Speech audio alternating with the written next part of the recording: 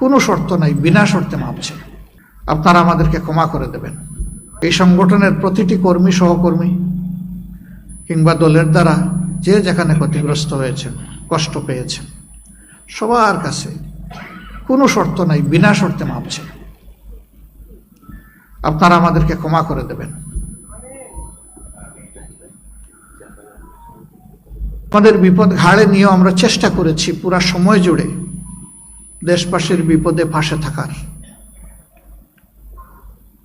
এমনকি ফ্যাসিস্ট সরকার বিদায় নেওয়ার পরেও আমরা চেষ্টা করেছি আমাদের গর্বের শহীদ পরিবার, আহত পঙ্গু ভাই বোনদের পাশে থাকার। কিন্তু আমরা এটা বিশ্বাস করি যে আমরা আমাদের পুরা কর্তব্য আদায় করতে পারিনি, আমাদের অনেক সীমাবদ্ধতার কারণে। একসময় আমাদেরকে করতেই দেওয়া হতো না, এখন অনেক সীমাবদ্ধতা আমাদের আছে। আপনারা আমাদেরকে ক্ষমা করবেন।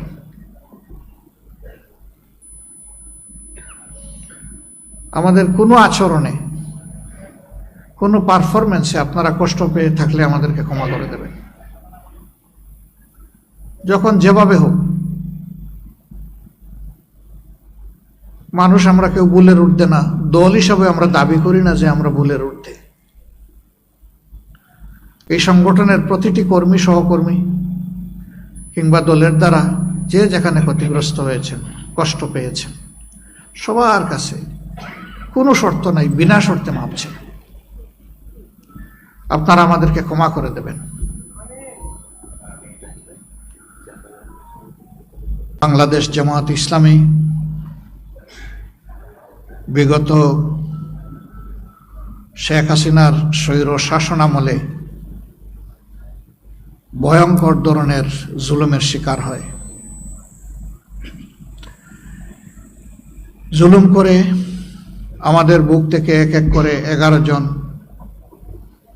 শীর্ষ দায়িত্বশীল নেতাকে মিথ্যা মামলায়, সাজানো পাতানো আদালত এবং মিথ্যা সাক্ষীর মাধ্যমে কার্যত জুডিশিয়াল কিলিং করা হয়েছে।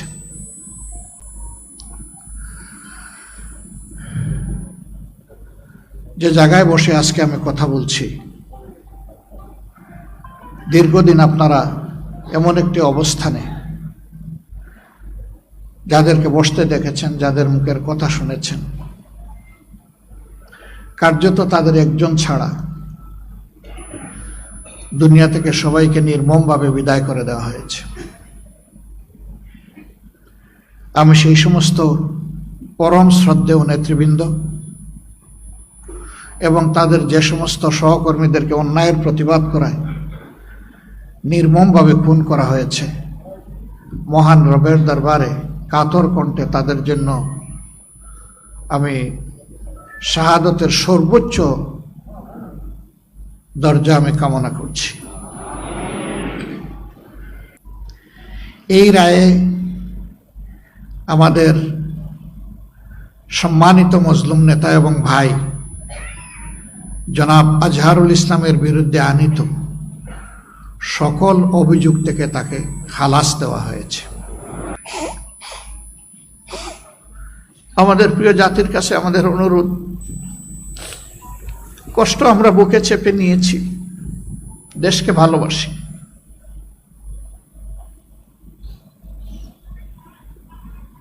আমরা প্রতিশোধ নেইনি, আপনারা দেখেছেন, কিন্তু আমরা ন্যায় বিচার চাইব।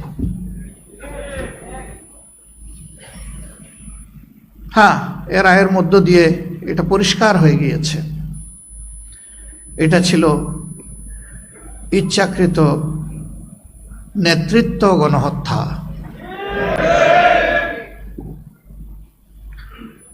দায়িত্বশীল নেতা ঘরে ঘরে জন্মায় না, প্রতিদিন জন্মায় না, এটা আল্লাহর দান। একটা দেশ এবং দলের নেতৃত্ব শূন্য করার মানেই হচ্ছে জনগণকে অন্ধকারের দিকে ঠেলে দেওয়া। এই রায়ের মধ্যে দিয়ে আজকে প্রমাণিত হয়েছে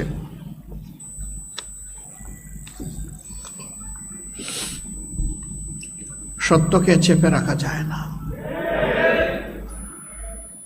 সত্য মেঘের আড়াল ভেদ করে আলোর ঝলক নিয়ে আসে। সেই সত্যটাই আজকে আল্লাহ আমাদেরকে দেখালেন।